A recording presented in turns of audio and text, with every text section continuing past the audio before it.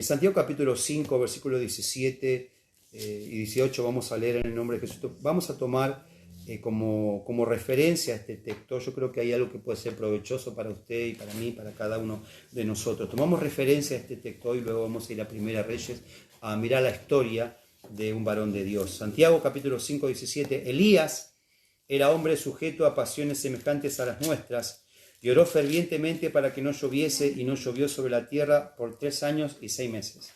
Y otra vez oró, y el cielo dio lluvia, y la tierra produjo su fruto. Oramos un momento al Señor. Señor, te pido que tu palabra pueda llegar a cada vida y a cada corazón. Padre amado, que seamos fortalecidos, que seamos renovados, que tu palabra nos hable y nos fortalezca en esta mañana. Gracias, Padre, en el nombre de Jesús. Amén. Gracias al Señor. Gloria a Dios. Hemos tomado el texto conocido de Santiago capítulo 5, que es mucho más conocido por las referencias que tienen que ver con la unción con aceite. Tal vez lo relacione más con esto cuando la palabra del Señor dice, está alguno entre vosotros alegre, cante alabanza, está alguno afligido, haga oración, y luego dice, alguno está enfermo, llame a los ancianos de la iglesia y oren por él ungiéndole con aceite en el nombre del Señor. Hay un desarrollo ahí, y luego cuando va discurriendo todo este texto que está en el capítulo 5, llega a la vida de un varón importante, uno de los personajes más célebres de la palabra de Dios, y especialmente en el Antiguo Testamento, en el tiempo de los reyes de Israel, un gran siervo de Dios llamado Elías. Y hermanos, es provechoso para nosotros poder estudiar la vida de este varón de Dios que sirvió al Señor durante el tiempo de la división del reino de Israel, durante el cual estaban el reino del sur y el reino del norte por otro lado. Cuando miramos la vida de Elías, la palabra Elías significa mi Dios es Yahweh, mi Dios es Yahvé, mi Dios es Jehová, mi Dios es el Señor. O sea, está haciendo referencia a quién es verdaderamente el Dios, a quién es verdaderamente Dios, la vida de Elías. Conocemos a Elías como el profeta de fuego. Conocemos a Elías como un profeta muy poderoso en las manos del Señor. Conocemos mucho, algunos intérpretes de Apocalipsis algunos creen que es uno de los 2 testigos, él juntamente con Moisés en la referencia de Apocalipsis, en la cual habla de que dice que tienen poder para hacer descender fuego del cielo, creo que convertir las aguas en sangre, si no me falla la memoria. Algunos lo están relacionando posiblemente con estos 2 testigos. Son personajes tan importantes. Así que yo estaba pensando en él. Y por supuesto que tenemos que ir a la vida del profeta Elías. Este hombre que el significado de su nombre era mi Dios es Yahweh. La vida del profeta Elías, hermano, pues es algo provechoso para nosotros mirarlo. Comienza en el capítulo 17 de Primera de Reyes, y ahí está nuestro texto. Tomamos un texto de referencia para tomar uno solo o 2 versículos, pero luego vamos a ir a mirar un poquito la vida de Elías. La Biblia, mi hermano, nos dice de esta manera en el primer versículo en adelante, del capítulo 17. Dice, entonces Elías Tisbita, estamos en Primera de Reyes 17:1 en adelante. Entonces Elías Tisbita, que era de los moradores de Galaad, dijo a Acab, vive Jehová, Dios de Israel, en cuya presencia estoy, que no habrá lluvia ni rocío en estos años, sino por mi palabra. Hermano, cuando nos encontramos con el profeta Elías, nos llama la atención no solamente su ministerio, pero nos llama la atención, hermanos, el contexto histórico, el trasfondo histórico, el contexto de la situación de la tierra, de la nación, del reinado, donde el profeta desarrolló su ministerio y por supuesto el alcance de él. El varón que fue llamado el profeta de fuego, el varón que fue llamado a alguien con pasiones semejantes a las nuestras, pero que él tenía una vida, su secreto era la vida de oración. Encontramos, mi hermano, con que se corre el telón en la historia, mi hermano, en el reino de Israel, en un reino, mi hermano, que había surgido como causa de la división de la dinastía davídica, que ocurrió luego del reinado del tercer rey, que era Salomón.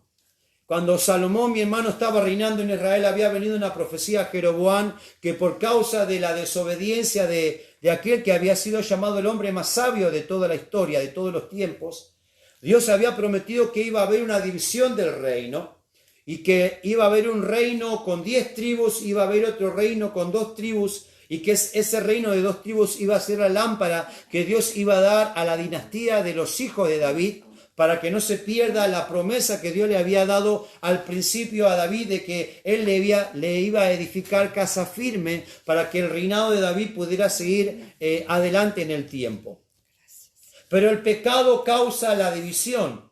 El paganismo, la idolatría, hermano, aquel que fue llamado el hombre más sabio, comenzó, mi hermano, cuando comenzó a hacerse viejo, sus mujeres comenzaron a influenciarlo a él, y él comenzó a desviar su corazón para darle atención y adoración a muchos dioses que traían también las mujeres que se habían casado o se habían unido a él como esposas o como concubinas.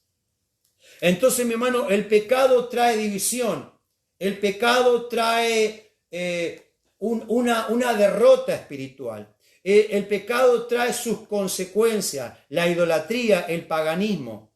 Ahora nos encontramos en esta historia, mi hermano, en un tiempo en el cual aparece el profeta de Dios. Aparece trayendo su mensaje al reino del norte. Nos llama la atención que el gran ministerio del profeta Elías no fue dirigido al reino del sur, donde se encontraba Jerusalén, y donde Jerusalén estaba el templo, donde todavía se mantenía la adoración al único Dios, y donde todavía había muchos reyes que adoraban al Señor y que todavía eran piadosos. Pero mi hermano, el ministerio de Elías, el tan poderoso ministerio, no fue dirigido principalmente a ese reino del sur, sino que fue dirigido hacia el reino del norte. O sea que cuando el profeta Elías irrumpe en medio de la idolatría, irrumpe en medio del paganismo, un paganismo consumado, una idolatría completamente desarrollada y que había infectado, mi hermano, todos los ámbitos de las 10 tribus del norte, del reino de Israel, pero en el norte. Nos encontramos con un rey que se llamaba Acab. El rey Acab era de la dinastía que había comenzado Omri, el rey Omri, mucho más antes que él. Y mi hermano, este rey Acab se había casado con una mujer llamada Jezabel. Jezabel era procedente del reino del norte, de los sidonios, y ella, juntamente con su relación a su esposo, trajo sus influencias idolátricas, trajo sus influencias paganas, trajo sus dioses, trajo su idolatría. De la misma manera que el rey Salomón se había unido a esas mujeres, y cuando él fue viejo, sus mujeres inclinaron su corazón a adorar a esos dioses. Hermano, cuando el profeta Elías aparece en escena, mi hermano, más adelante lo encontramos en el capítulo 18 diciendo que él, y en el capítulo 19 también, que él estaba solo, que él solamente quedaba de los que adoraban al Señor, que solamente él quedaba como único profeta que hablaba las verdades del Señor. Para no hacerlo tan largo, mi hermano, aunque vamos a leer la palabra de Dios, pero mi hermano, pudiéramos sentirnos identificados con el profeta Elías. Alguien que quiere servir a Dios, alguien que sirve al Señor, alguien que tiene temor de Dios, alguien que tiene reverencia, alguien que quiere un gran ministerio, alguien que tiene un gran trabajo, alguien que tiene un gran servicio, alguien que tiene una gran comunión con Dios. ¿Cuántos de nosotros tenemos el deseo de servir a Dios? ¿Cuántos de nosotros queremos vivir y vivimos tal vez en comunión con Dios? Pero nuestro ministerio, nuestra vida cristiana, tenemos que tener un alcance, tenemos que tener un desarrollo de lo que Dios ha puesto en nuestro corazón. Tal vez Elías quisiera ir a la tierra de Judá, donde estaba el templo, donde estaba la adoración, donde todavía había mucha gente que temía a Dios, pero no, el propósito de Dios era que Elías tenía que ir a donde estaba lo más pagano, a donde estaba la mayor idolatría, a donde estaba el mayor pecado. Los que antes adoraban a Dios ahora viven en la idolatría. Los que antes temían a Dios ahora viven en el paganismo. Los que antes glorificaban a Dios ahora se habían olvidado de Dios. Pero todavía Dios tiene gente, todavía Dios tiene siervos, todavía Dios tiene siervas, todavía Dios tiene hijos e hijas que todavía están reverenciando, que todavía están temiendo, que todavía están guardando la palabra de Dios. Hay hombres y mujeres que se están levantando para proclamar la palabra de Dios. Hay hombres y mujeres que se están levantando en medio del pecado, en medio de la idolatría, en medio de la corrupción, en medio de la inmundicia. Todavía hay hombres y mujeres como Elías, con pasión en su corazón, con comunión con Dios en su vida, que tienen que levantarse para traer la voz de un despertar y de un llamado de atención a mucha gente que tal vez se ha olvidado de Dios, que tal vez han descuidado al Señor en sus corazones. En esta generación y en este tiempo tiene que haber hombres y mujeres con el espíritu de Elías que dicen: así dice el Señor, y vive Jehová Dios. Amén. Gracias. Aleluya. Alabado sea tu nombre. La Biblia dice entonces: Elías Tisbita, que era de los moradores de Galaad. La tierra de Galaad era una tierra que estaba al noreste de ahí de Samaria, o al noreste ahí del reino del norte en Israel.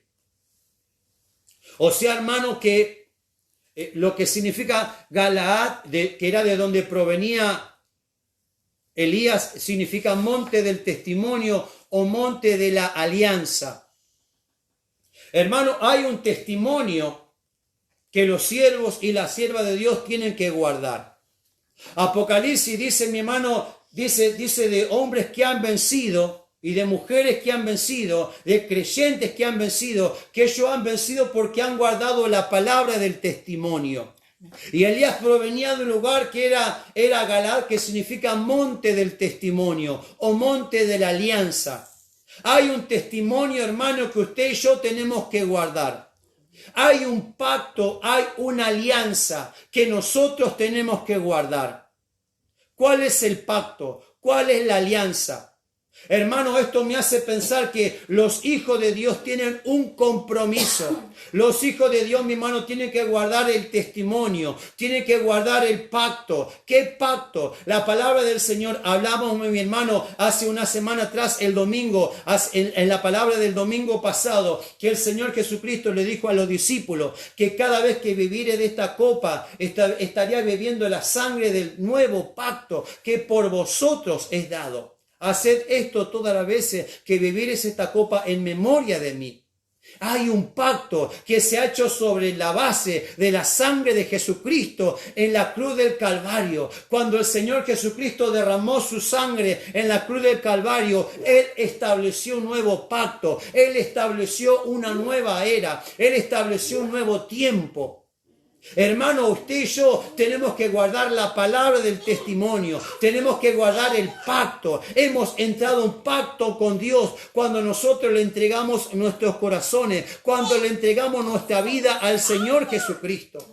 Hemos entrado en un pacto y el pacto no se tiene que romper por cualquier cosa. El pacto no se tiene que romper por cualquier problema. Hermano, Dios está buscando a hombres y mujeres que todavía guarden la palabra del testimonio, que todavía guarden la palabra del pacto, que todavía no se olviden del compromiso, no se olviden de la alianza, no se olviden, mi hermano, de que somos siervos y siervas del Dios viviente. Así que, mi hermano, Elías trajo una palabra para Israel en el norte, pero él no era de ahí. Hermano, nosotros estamos en este mundo, pero espiritualmente no somos del mundo. El mensaje, mi hermano, o nuestro origen proviene de otro lado. Nuestro origen proviene del pacto. Nuestro origen, nuestro mensaje, nuestro testimonio, la palabra más poderosa que el mundo necesita, el mundo de pecado, el mundo de paganismo, el mundo de corrupción, el mundo de idolatría, tiene que venir de hombres y mujeres de pacto. hombres y mujeres de testimonio, hombres y mujeres de fidelidad, hombres y mujeres que no vuelvan atrás por cualquier cosa. El Señor dijo, en el mundo tendréis aflicción, pero confiad, yo he vencido al mundo. Y ahora nos encontramos con Elías, mi hermano, que viene de otro lugar, viene de Galad, viene del monte del testimonio, viene del monte de la alianza y se presenta delante del rey Acab. Y dice Acab, vive Jehová, Dios de Israel, en cuya presencia estoy, que no habrá lluvia ni rocío en estos años, sino por mi palabra. Es tanto lo que hay en la palabra de Dios que no podemos mirar y desarrollar todo. Tal vez tendríamos que tener un poco más de orden para poder hacerlo. Pero notemos, hermanos, que cuando Elías se presenta, él no se presenta delante de cualquiera. Él se presenta directamente delante del rey. Pero no se presenta delante del rey porque él quiere. Se presenta delante del rey porque Dios le mandó. Hermano, cuando nosotros demos una palabra, que demos una palabra porque Dios nos ha mandado. Que demos un mensaje porque Dios nos ha enviado. Que demos, mi hermano, lo que tenemos que dar en el tiempo de Dios, en la circunstancia de Dios. Y a quien Dios nos manda a dar ese testimonio. Así que, mi hermano, fue necesario que se levante un hombre con pasión, como las nuestras, pero él volcó su pasión a la oración, él volcó su pasión a la relación con Dios, Elías volcó su pasión a la comunión con Dios. Y ahora Elías se está parando delante del rey, delante de la autoridad de su tiempo, mi hermano, y él con valor, él con autoridad le dice, vive Jehová. Y quizá alguien dice, bueno, que está bien, pero mi hermano, cuando él está diciendo vive Jehová, en otras palabras, hermano, él está poniendo en contexto la palabra del rey, la palabra del profeta Elías, al decir vive Jehová. Es en el contexto en el cual encontramos al dios Baal, que era una de las principales deidades del reino de Israel en ese tiempo. Los moradores de la nación de las 10 tribus en el reino del norte, mi hermano, uno de los principales dioses era Baal, y Baal era el dios del trueno, Baal era el dios de la lluvia. Así que, mi hermano, ellos estaban adorando a Baal. Y mi hermano, ellos estaban adorando al dios de la lluvia. Y viene un profeta desconocido, viene un varón totalmente desconocido de una tierra que no era ahí, así que nadie sabía quién era, viene de más allá de las fronteras de los límites naturales que daban el Jordán, porque Galad era más allá del Jordán, así que viene alguien totalmente desconocido a traer una palabra y dice, vive Jehová. En otras palabras le está diciendo, mi Dios vive. Mi Dios reina, porque la palabra Elías significa mi Dios es Yahweh, mi Dios es Jehová. Yo no sé cuál es tu Dios será Baal, pero mi Dios es Yahweh. Y mi hermano, ellos creían que Baal, mi hermano estaba estudiando un poco, y Baal en el tiempo de que no llovía, ellos creían que Baal moría, y luego que llovía volvía a resucitar, volvía a la vida. Así que lo que estaba diciendo Elías era en el tiempo que va a haber sequía, porque va a haber sequía por mi palabra. Y usted puede decir, ¿por qué dice por su palabra? Porque la palabra de Dios se había hecho carne de tal modo en la vida de Elías, que cuando Elías hablaba diciendo, esta es la palabra de Dios, no había ninguna duda de que era Dios el que estaba hablando a través de la boca de Elías. Hermano, qué lindo cuando Dios habla por nuestra boca. Qué lindo cuando Dios usa su vida para la gloria y honra de su nombre. Qué lindo, mi hermano, cuando usted puede abrir su boca y usted no dice cualquier cosa, no, sino que cuando, como dice la palabra, abre tu boca y yo la llenaré. Cuando Elías habló a Acab en 1 Reyes 17:1, él no trajo su palabra, él no trajo una palabra de emoción, él no trajo sus propios pensamientos, él no trajo su deseo, él dijo, esta es la palabra que Dios ha hablado. Por eso dice, por mi palabra no habrá lluvia ni rocío. En otras palabras está diciendo, mi Dios tiene más poder que el Dios Baal. Baal será el Dios de la lluvia, pero mi Dios es el Dios de los dioses. Mi Dios es el Dios, el Señor de los señores. Amén. Dice, vive Jehová en cuya presencia estoy. En otras palabras, al decir en cuya presencia estoy, lo que está diciendo, yo me estoy sometiendo a un Dios más grande que el Dios Baal. Yo me estoy sometiendo, yo me estoy sujetando. Él estaba diciendo, yo soy siervo de un Dios grande, yo soy siervo de un Dios todopoderoso. Ustedes están adorando a este Dios, pero yo vengo en representación de un Dios que es más grande que Baal. Y cuando ustedes creen que Baal muere, mi Dios todavía sigue viviendo. Hermano, este mundo está lleno de hombres y mujeres que están adorando a dioses falsos, que están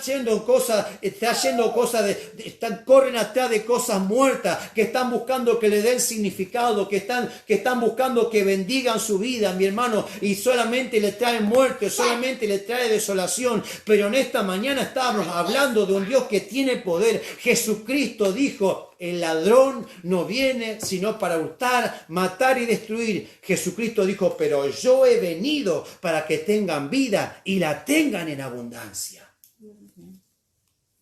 Así que Elías dice, vive Jehová, Dios de Israel, en cuya presencia estoy, que no habrá lluvia ni rocío en estos años, sino por mi palabra.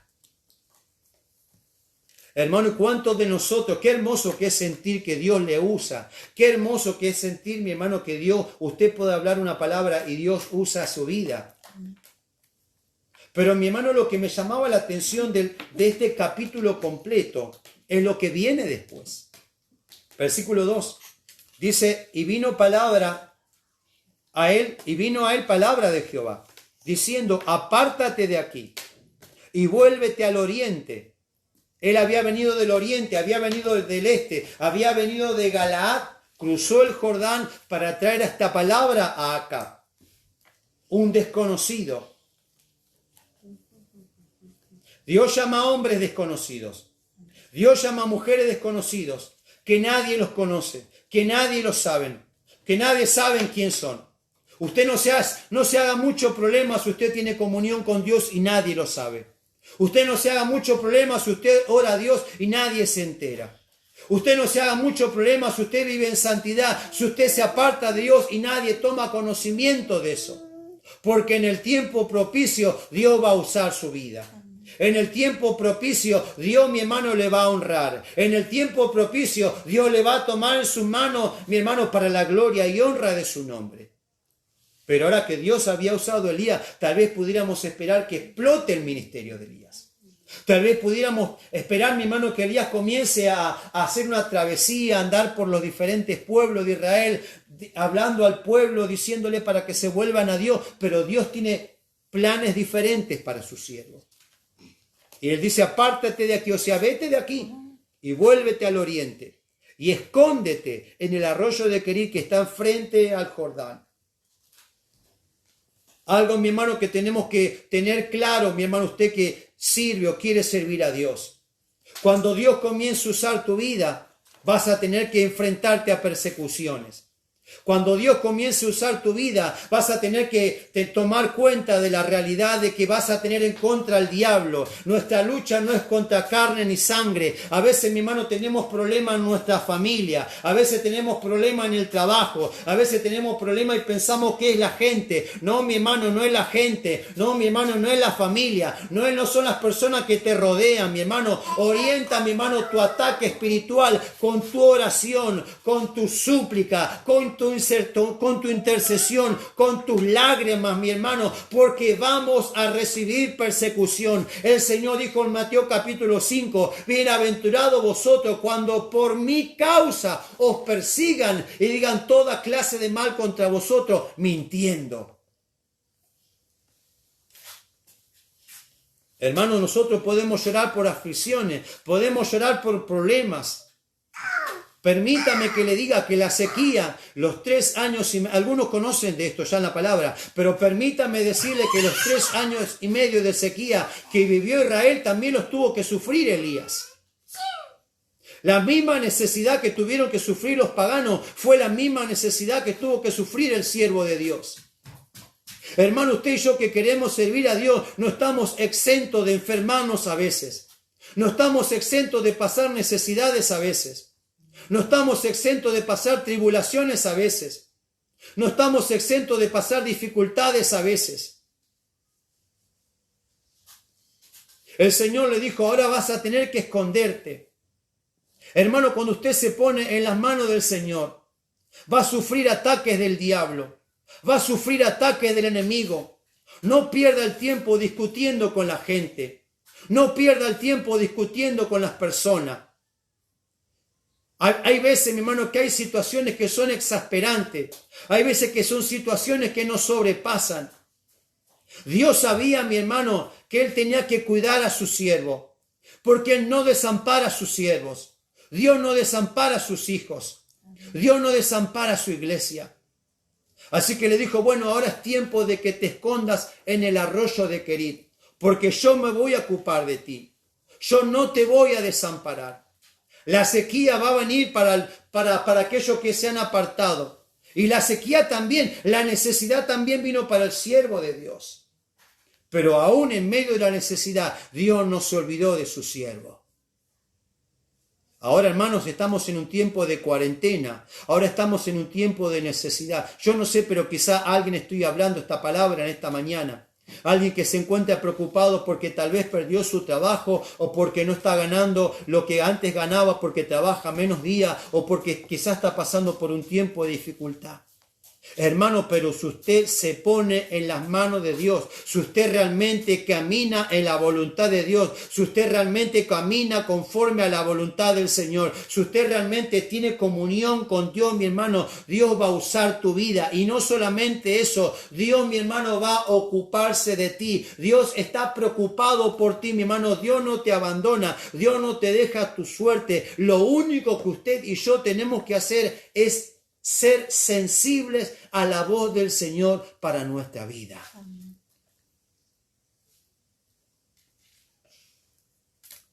El tiempo de sequía que estaba viviendo el pueblo de Israel era la profecía cumplida de Levítico capítulo 11, versículo 15. Deuteronomio capítulo 11, versículos 11 al 17 y capítulo 28, versículo 22 al 24, que dice de esta manera: la tierra a la cual paséis para tomar las tierras de montes y de vegas, que bebe las aguas de la lluvia del cielo. Tierra de la cual Jehová tu Dios cuida, siempre están sobre ella los ojos de Jehová tu Dios desde el principio del año hasta el fin. Si obedeciereis cuidadosamente a mis mandamientos que yo os prescribo hoy, amando a Jehová vuestro Dios y sirviéndole con todo vuestro corazón y con toda vuestra alma, yo daré la lluvia de vuestra tierra a su tiempo, la temprana y la tardía, y recogerás tu grano, tu vino y tu aceite. Daré también hierba en tu campo para tus ganados y comerás y te saciarás. Versículo 16 de Deuteronomio 11 dice: guardaos pues que vuestro corazón no se infatúe y os apartéis y sirváis a dioses ajenos y os inclináis a ellos, y se encienda el furor de Jehová sobre vosotros, y cierre los cielos, y no haya lluvia, ni la tierra de su fruto, y perezcáis pronto de la buena tierra que os dará Jehová. Deuteronomio 28, 22 al 24 dice: Jehová te herirá de tisis para aquellos que desobedecían los mandamientos de Dios. Jehová te herirá de tisis, de fiebre, de inflamación y de ardor, con sequía, con calamidad repentina y con añublo, y te perseguirán hasta que perezcas. Y los cielos que están sobre tu cabeza serán de bronce, y la tierra que está debajo de ti de hierro. Dará Jehová por lluvia a tu tierra polvo y ceniza, de los cielos descenderán sobre ti hasta que perezcas. Hermano, no todos los males provienen del diablo, no todos los males provienen del enemigo, no todos los males provienen de Satanás. Usted piense lo que quiera, hermano, pero permítame que le diga esto. La tierra, la humanidad, hermano, hemos irritado a Dios, hemos enojado a Dios con el paganismo, con la idolatría, con el pecado. Aún muchos de sus hijos, aún muchos del pueblo de Dios, hemos irritado al Señor, hemos enojado a nuestro Dios, hemos airado a nuestro Dios. Porque Dios es paciente, pero hasta la paciencia de Dios tiene un límite. Y el Señor había dado una promesa hacía tiempo, hablando por la boca de Moisés cuando se terminaron los 40 años en el desierto, hablándole la buena palabra de las bendiciones por causa de la obediencia, pero también diciéndole, si ustedes desobedecen, van a venir estas consecuencias. Y mi hermano, quizá este tiempo de plaga, quizá este tiempo de pestilencia, aunque entendemos por Mateo 24, capítulo 24, que la palabra del Señor nos hace entender claramente que es principio de dolores, mi hermano, no le hace usted pensar, mi hermano, que Dios de alguna manera ha permitido todas estas cosas por causa, mi hermano, de que como humanidad, mi hermano, estamos irritando a Dios, estamos enojando a Dios, estamos, mi hermano, faltando el respeto a Dios. Aún muchos del pueblo de Dios, aún muchos de los hijos de Dios.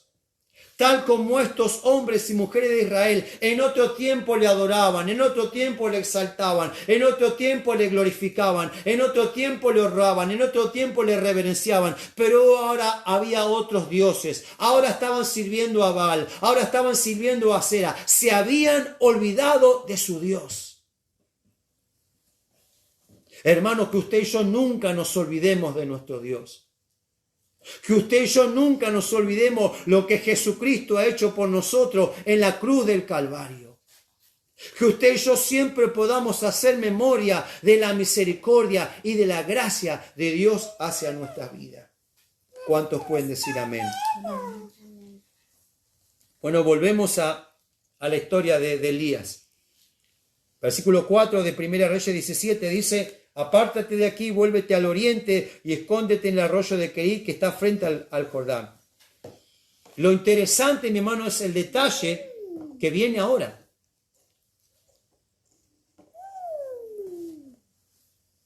Beberás del arroyo y yo he mandado los cuervos que te den allí de comer. Y él fue e hizo conforme a la palabra de Jehová. Pues se fue y vivió junto al arroyo de Kerit que está frente al Jordán, y los cuervos le traían pan y carne por la mañana, y pan y carne por la tarde, y bebía del arroyo. Pasados algunos días se secó el arroyo, porque no había llovido sobre la tierra. Luego de Elías traer la palabra profética, el aviso, el anuncio al rey Acab, Dios lo manda que él vaya y se esconde en el arroyo de Kerit. El arroyo de Kerit quedaba ubicado en algún lugar incierto, pero realmente dentro de los límites de lo que más adelante será Palestina, dentro de lo que era esa tierra del norte y cerca del Jordán. Y Kerit, la palabra Kerit significa corte o garganta, desfiladero. Y tiene que ver al hablar de corte, no solamente con un corte, sino con una separación. Posiblemente Elías fue llevado a un lugar rocoso donde las rocas tal vez se habían quebrado, muy seguramente, muy posiblemente había un quebradero, había por eso la palabra corte, para que pueda fluir el agua del arroyo, para que pueda formarse este arroyo en el lugar donde él estaba. Posiblemente en un arroyo temporal. Así que Dios lo manda ahí a Kerit. Lo manda a un lugar para apartarse, porque la palabra Kerit tiene esta significación de apartarse, de cortar, de cortar con algo, de separarse. Hermano, cuando Dios nos llama a apartarnos del mundo. Dios nos llama a cortar con muchas cosas. Dios nos llama a separarnos de muchas cosas que a Dios no le agradan. Porque Dios todavía tiene que tratar con nosotros. Hay muchas cosas en nuestra vida, mi hermano, en las cuales nosotros que tenemos que reconocer que tenemos que cortarlas de nosotros, que tenemos que separarlas de nosotros. El Evangelio según San Juan capítulo 15, el Señor dijo que todo pámpano que dé fruto, Él lo iba a limpiar para que dé más fruto. Y ahora Dios había enviado a Elías al arroyo de Kerit.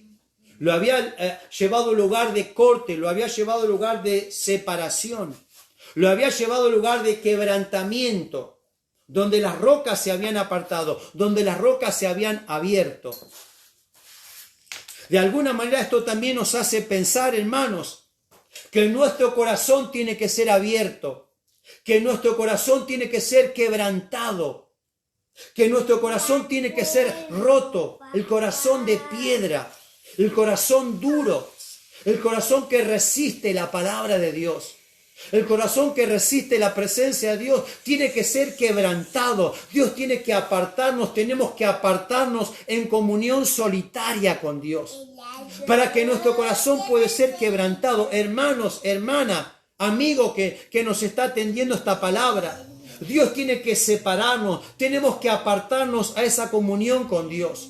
Donde Dios tiene que tratar con nuestra vida, donde Dios tiene que tratar con nuestro corazón, donde tenemos que ser quebrantados, donde tenemos que ser quebrados, donde tenemos que ser transformados para que pueda fluir lo de Dios en nosotros. Para que pueda fluir el Espíritu Santo, para que pueda correr esa agua viva dentro de nuestra vida, dentro de nuestro corazón. Ahora en el arroyo de Querit, Dios le había dado una orden al profeta Elías y le dijo, he dado orden a los cuervos para que te traigan alimento.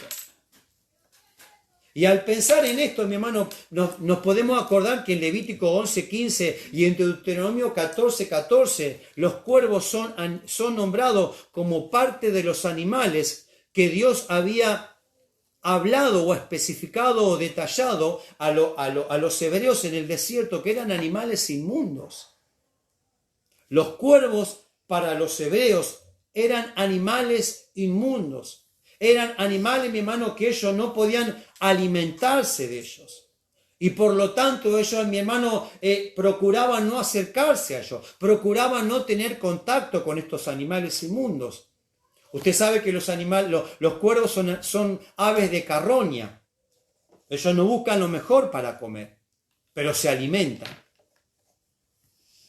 Esto nos hace pensar, mi hermano, que cuando Dios llamó al profeta, Dios le manifestó que Él se iba a ocupar de su necesidad, de que Él no lo iba a dejar desamparado en su provisión. Pero mi hermano, Elías tenía que romper el paradigma, tenía que, mi hermano, romper con la estructura de su propio pensamiento y con lo que ellos creían que tenían que hacer. Los cuervos no se podían comer, es verdad, pero tal vez ellos tampoco querían tener nada que ver con esos animales. Pero ahora Dios le estaba diciendo, he dado orden a los cuervos, o he mandado a los cuervos te van a traer de comer. Te van a traer pan, te van a traer carne. Yo no sé, mi hermano, qué clase de carne le traen los cuervos a Elías. Yo no sé qué clase de pan le traen los cuervos a Elías. Hermano, Dios, esto no quiere decir que tenemos que sentarnos a descansar, que Dios se va a ocupar de todo. No, pero la palabra de Dios lo que nos quiere hacer entender es que Dios no nos va a desamparar. Pero sepamos, mi hermano, sepamos depender de Dios. Amén. Sepamos reconocer, mi hermano, que dependemos, que nuestra provisión viene del Señor. Amén, sí, gloria a Dios. El Padre nuestro dice, el pan nuestro de cada día, dánoslo hoy. Hermano, los creyentes no tenemos que estar tras la abundancia. Los creyentes no tenemos que estar tras la prosperidad tan abundante. La prosperidad, mi hermano, los creyentes, los hijos de Dios, no tenemos que estar pensando en tener más y en tener más y en tener más y acumular y estar tras los deleites. Hermano, a veces vamos a disfrutar, sí, ¿por qué no? Pero a veces vamos a pasar también por situaciones difíciles donde vamos a tener poco, donde vamos a tener lo suficiente, donde vamos a tener lo necesario. Pero sepa una cosa, mi hermano, si usted camina conforme a la voluntad de Dios, si usted está sirviendo al Señor, quédese tranquilo, que Dios va a usar los medios que usted menos se imagina, que tal vez Dios use a las personas que usted menos se imagine, de quien menos se espera, de la forma que usted menos se espera. Dios le va a bendecir, Dios le va a proveer, Dios se va a ocupar de sus necesidades. Amén. Sí, Señor. Gloria a Dios. La Biblia dice que en Hechos el apóstol Pedro subió a orar a la azotea de la casa de Simón el curtidor. Creo que está esto en Hechos capítulo 10. Dice la Biblia que baja una sábana, baja un lienzo y Dios le dice: levántate, Pedro, mata y come. Había animales inmundos. Y Pedro dice: no, no, no, Señor, porque nunca en mi boca ha entrado ningún animal inmundo. Hay veces, hermano, que Dios no se puede mover porque nosotros estamos atados a ciertas estructuras. A veces nosotros, mi hermano, creemos que las cosas tienen que ser de una forma, mi hermano, en la cual está pesando más la letra que el espíritu. Está pesando más la normativa que lo que Dios quiere hacer. Dios nunca va a faltar a su palabra, pero a veces Dios se va a mover de una manera, mi hermano, que va a romper con nuestra manera de pensar, que va a romper con nuestra manera. A veces nosotros decimos: nosotros lo hacíamos de esta manera, nosotros lo vivíamos de esta manera, nosotros lo practicábamos de esta manera. Y Dios no va a cambiar la santidad, Dios no va a cambiar la palabra, pero quizás Dios, mi hermano, nos está llamando a que tenemos que comenzar, mi hermano, a depender más de Dios, a confiar más en el Señor y a no confiar en la forma que nosotros queremos hacer las cosas y pensamos que Dios nos va a bendecir. A veces nosotros decimos: si no lo hacemos así, Dios no va a actuar. Dios va a honrar su palabra. Dios no nos va a honrar a nosotros. Dios va a honrar su palabra. Gloria a Dios. Así que mi hermano Elías tuvo que ser provisto por animales inmundos. Los cuervos siguieron siendo inmundos, pero los cuervos fueron un instrumento de provisión para Elías. Hermanos, tengamos cuidado a veces con quién estamos tratando. Tengamos cuidado a veces con quién estamos hablando. Porque a veces, esto lo digo para la iglesia, esto lo digo para creyentes, esto lo digo para cristianos, porque tal vez podemos llegar a sentirnos tan santos, llegar a sentirnos tan consagrados, llegar a sentirnos, mi hermano, que estamos tan ungidos que no podemos hablar con ciertas personas, que no podemos tratar con cierta gente, que no podemos llegar a ciertos lugares. El creyente, el cristiano, sabe guardar su santidad. El creyente, Señor, en todo tiempo. Mi hermano, y el profeta Elías tuvo que aprender a depender de Dios, mi hermano, y aún a ser provisto por los cuervos si era necesario. ¿Cuántos dicen amén? Amén. Gloria a Dios. Gracias, Señor. Luego más adelante, y esto también me llama la atención, el versículo 8 dice: vino luego a él palabra de Jehová diciendo: levántate, vete a Sarepta de Sidón y mora allí. He aquí yo he dado orden allí una mujer viuda que te sustente. Entonces él se levantó y se fue a Sarepta. Primero Dios, mi hermano, lo aparta a Elías para que los cuervos le provean. Y luego, mi hermano, Dios lo aparta al profeta Elías para que sea provisto, pero ya no en su propia tierra, sino en una tierra extraña, en una ciudad lejana, en un lugar que no era del pueblo de Dios, en un lugar que no era de Israel. Y ahora lo envía, mi hermano, y dice: le he dado orden a una mujer viuda para que ella te sustente. Y el Señor lo envía a Sarepta de Sidón. La palabra Sarepta, su significado puede ser interpretado como refinamiento y se refiere al lugar o taller de refinación en relación al fundir la joya por un joyero o un metal precioso, un lugar de refinamiento. Versículo 10 dice: y cuando llegó a la puerta de la ciudad, he aquí una mujer viuda que estaba allí recogiendo leña, y él la llamó y le dijo: te ruego que me traigas un poco de agua en un vaso para que beba. Y yendo ella para traérsela, él la volvió a llamar y le dijo, te ruego que me traigas también un bocado de pan en tu mano. Y ella respondió, viva Jehová tu Dios, que no tengo pan cocido, solamente un puñado de harina tengo en la tinaja y un poco de aceite en una vasija. Y ahora recogía 2 leños para entrar y prepararlo para mí y para mi hijo, para que lo comamos y nos dejemos morir. Elías le dijo, no tengas temor, ve, haz como has dicho. Pero hazme a mí primero de ello una pequeña torta cocida debajo de la ceniza y tráemela, y después harás para ti y para tu hijo. Porque Jehová, Dios de Israel, ha dicho así, la harina de la tinaja no escaseará, ni el aceite de la vasija no disminuirá, hasta el día en que Jehová haga llover sobre la faz de la tierra. Hermanos, llama la atención que el Señor lo envía al profeta al lugar, a Sarepta, al lugar de refinamiento, a una viuda para que ella lo sustente. Y aquí, mi hermano, encontramos algo precioso, un principio muy hermoso. Porque cuando el profeta se acerca y le pide un vaso de agua y luego la mujer va para dárselo, él le dice, pero primero necesito que me hagas un alimento. Y ella le dice, ya se está por terminar la harina, ya se está por terminar el aceite. Y el siervo de Dios le dice, hazme primero a mí y luego Dios te va a bendecir.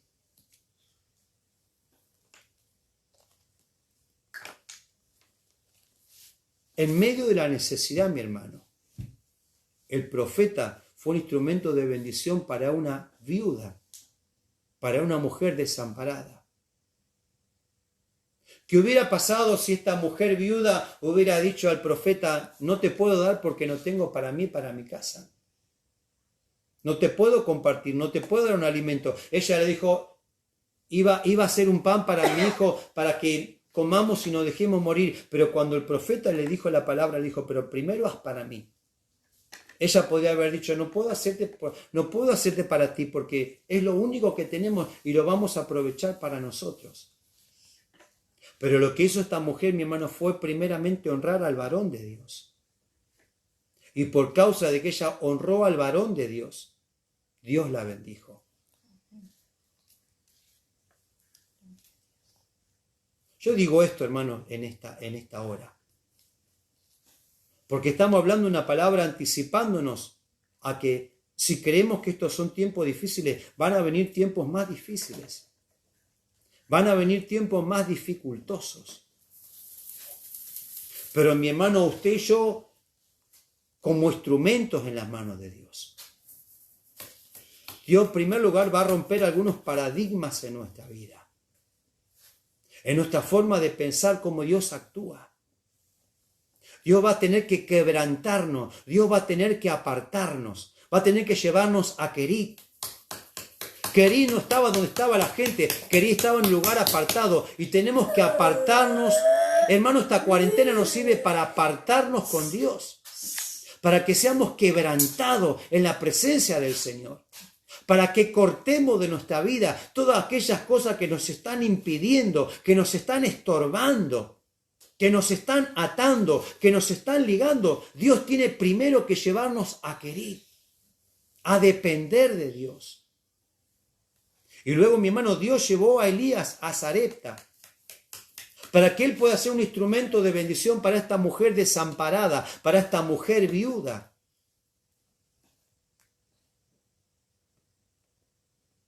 Hermano, en este momento de necesidad, no nos olvidemos de la obra de Dios.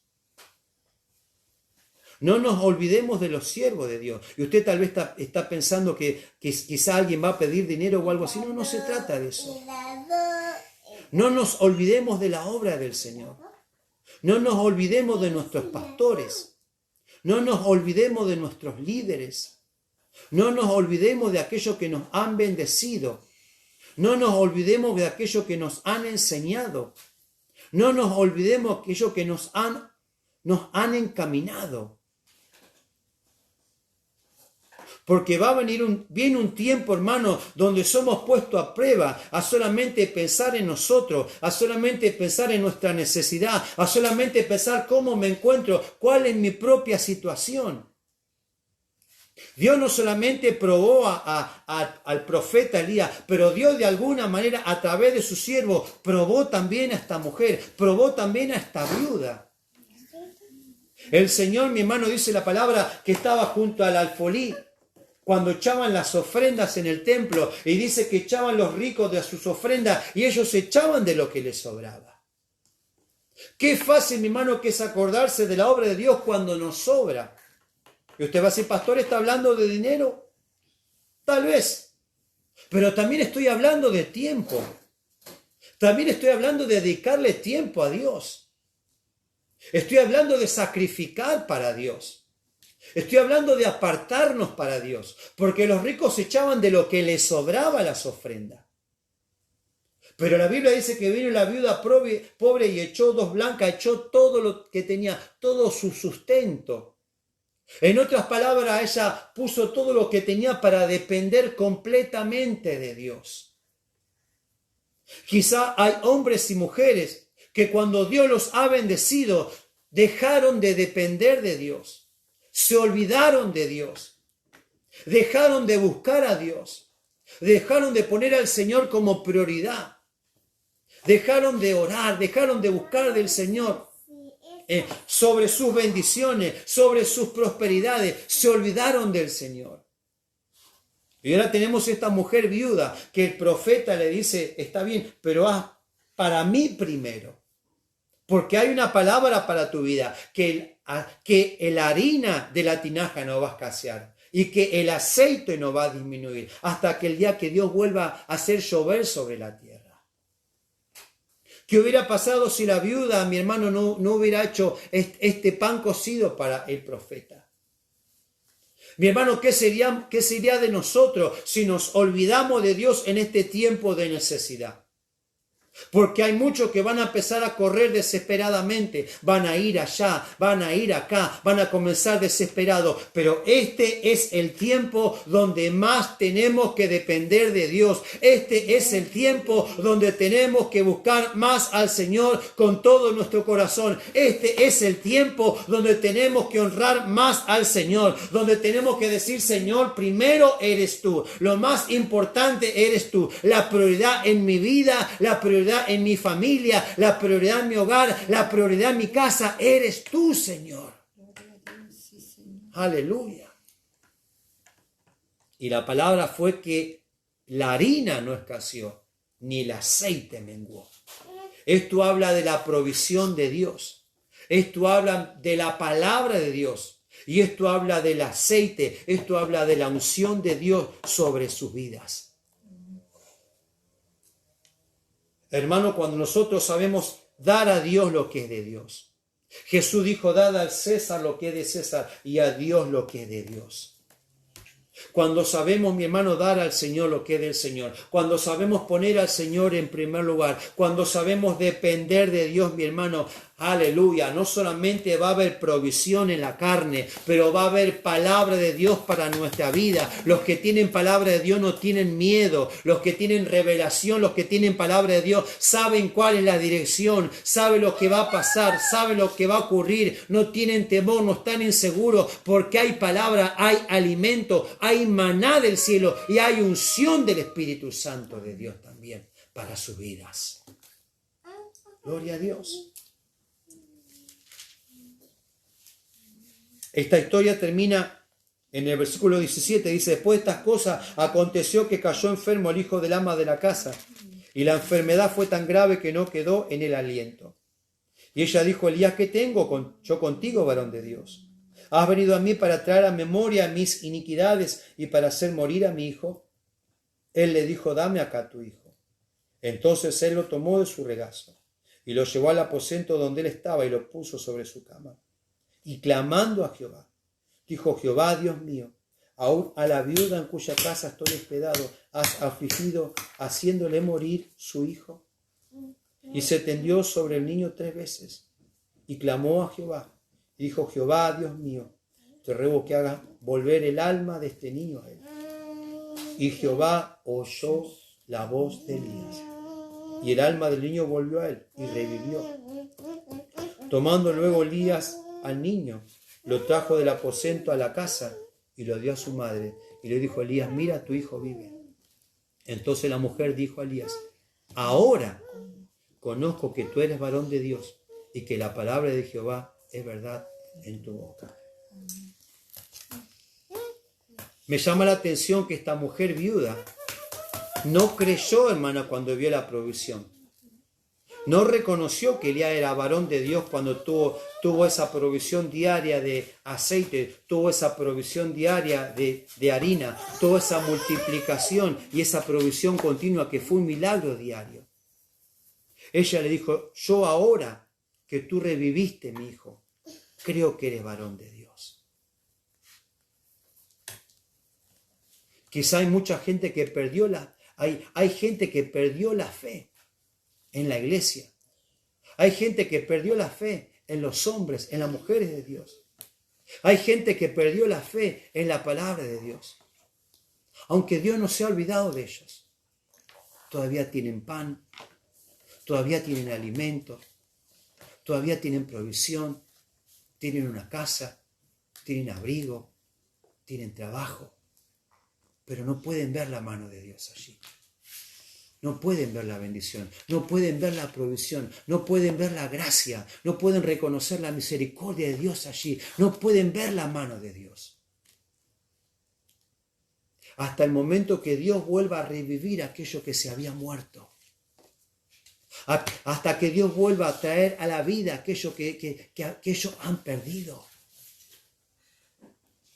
¿Cuántas personas, mi hermano, han perdido esa comunión con Dios? ¿Cuántas personas han perdido esa esperanza? ¿Cuántas personas han perdido esa confianza? ¿Cuántas personas han perdido esa fe? ¿Cuántas personas han perdido el gozo? David escribió en Salmo 51, después que pecó, dijo, devuélveme el gozo de tu salvación y espíritu noble me sustente.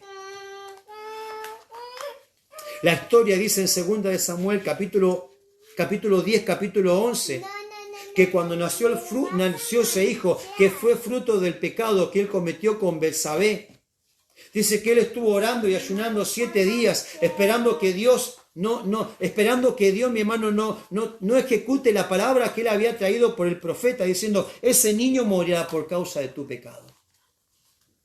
Y él estuvo orando y él estuvo ayunando y el niño murió. Cuando el niño murió, dice la Biblia que en ese momento él se enteró y él fue, lavó su rostro, se ungió, cambió sus ropas, entró en el templo y adoró.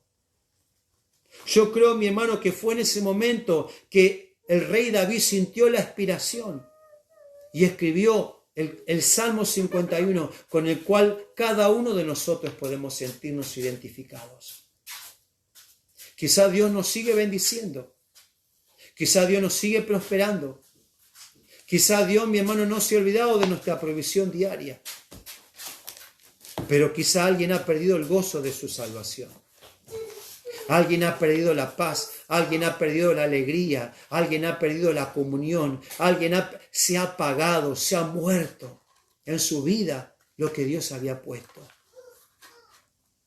Pero yo traigo una palabra para alguien en esta mañana en el nombre de Jesucristo. Que Dios puede devolvernos el gozo, que Dios puede devolvernos la alegría, que Dios puede devolvernos la fe, que Dios puede devolvernos la confianza, Dios puede devolvernos la esperanza. Eso que se ha apagado, eso que se ha muerto, eso que se ha enfriado. Quizá no podemos reconocer la mano de Dios en otras cosas, pero cuando Dios vuelva a levantarnos, cuando Dios vuelva, mi hermano, a poner ese gozo, cuando Dios vuelva a poner esa alegría, cuando Dios vuelva a renovar nuestra vida, cuando Dios vuelva a levantarnos, entonces vamos a ver esa mano, entonces vamos a ver esa mano de Dios a nuestro favor. La palabra de Dios dice, mis hermanos, en el Salmo 126, Cuando Jehová hiciere volver la cautividad de Sión, seremos como los que sueñan. Entonces nuestra boca se llenará de risa y nuestra lengua de alabanza. Entonces dirán entre las naciones, grandes cosas ha hecho Jehová con estos. Grandes cosas ha hecho Jehová con nosotros. Estaremos alegres. Haz volver nuestra cautividad, oh Jehová, como los arroyos del Negev. Los que sembraron con lágrimas, con regocijo segarán. Irán andando y llorando el que lleva la preciosa semilla, mas volverá a venir con regocijo, trayendo sus cabillas. Yo no sé si usted en esta mañana hay cosas que se están muriendo, hay cosas que se están apagando en su vida. Dios, mi hermano, quiere traer esa vida. Dios quiere traer ese renuevo. Dios quiere tocar, mi hermano, nuestro corazón. Dios quiere tocar nuestra vida.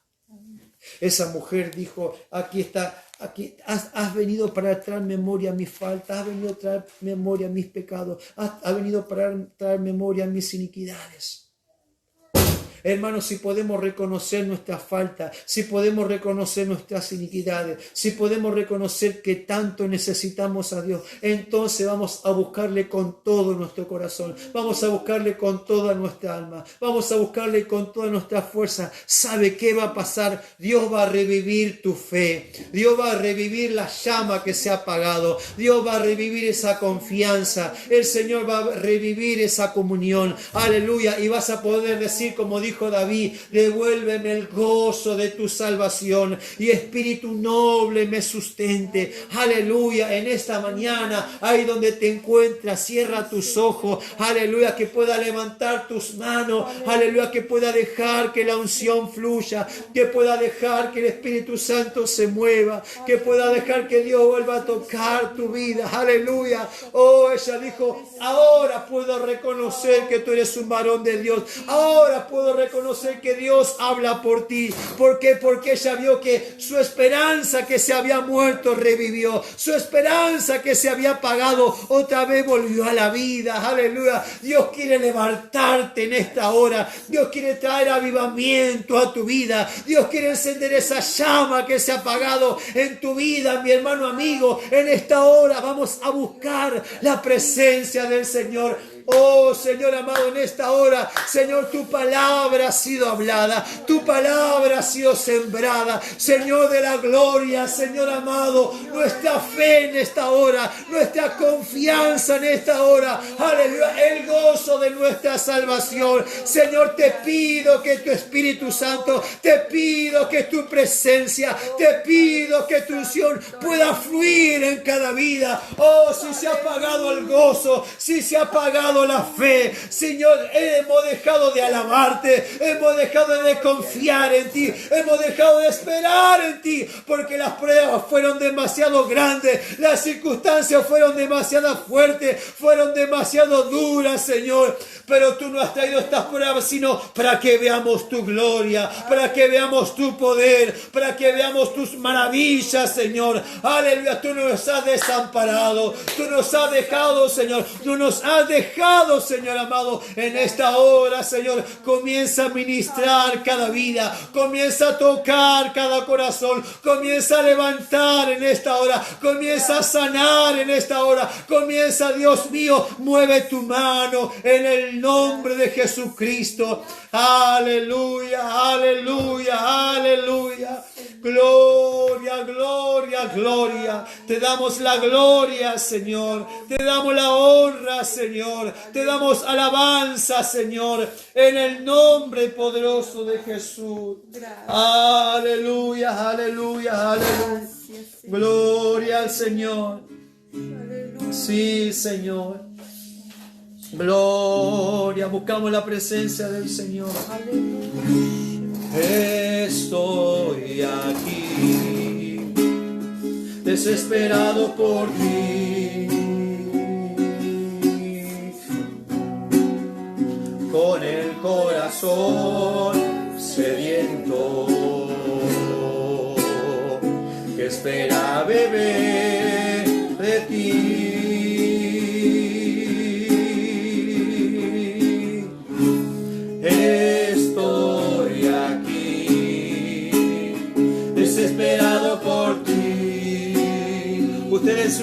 cierre sus ojos, levante sus manos. Dios se mueve con el corazón. La presencia de Dios está tocando vida, está tocando corazón. ¿Qué esperar beber de ti? Aleluya, Jesús.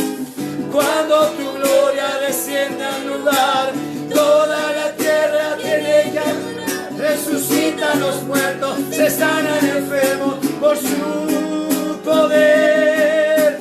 Queremos de ti, llenarnos de ti. Espíritu Santo, envuélvenos en ti, derrama tu gloria. Esperamos por ti. Ven, ven, ven, Espíritu Santo, ven, ven, ven, Espíritu Santo, ven, ven, ven, llena este lugar. Oh, ven, ven, ven, Espíritu Santo, ven, ven, ven, Espíritu Santo. Oh, aleluya, aleluya, aleluya, aleluya. Llena este lugar. Sí, Señor. Cuando tu gloria descienda al lugar, toda la tierra tiene que adorar. Resucitan los muertos, se sanan enfermos por su poder.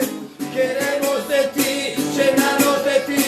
Espíritu Santo, envuélvenos en ti, derrama tu gloria. Esperamos por ti. Y ven, ven, ven, adórale, Espíritu Santo. Oh, busque del Señor en su hogar. Ahí donde se encuentra, levante sus manos, cierre sus ojos, sienta el poder de Dios en este lugar. Oh, la presencia del Señor se mueve. Lugar. Y lléname, lléname, lléname con tu presencia. Lléname, lléname, lléname con tu dulzura. Lléname, lléname, lléname con tu poder. Y lléname, lléname, lléname con tu presencia. Lléname, lléname, lléname con tu dulzura. Lléname, lléname con tu poder. Y lléname. Gracias, Señor. Gracias, Señor, por este tiempo. Aleluya. Recibe la gloria, Señor. Gracias, Señor. Recibe la alabanza. Gracias por este renuevo, Señor. Aleluya, aleluya. Gracias porque tú no nos dejas, Señor amado. Tú no nos desamparas a tu pueblo. Oh, Padre amado, bendecimos en esta hora, Señor. Hablamos palabras, Señor, de bendición, Padre amado. Porque creemos en ti, porque confiamos en ti, porque esperamos en ti, Señor. Dependemos de ti. Alabado, alabado, alabado, alabado. Te alabamos, Jesús. Te damos la gloria, Señor. Gracias, Señor. Gracias, Señor. Aleluya. Gracias, Padre. Que el Señor les bendiga. Amén. Gloria a Dios.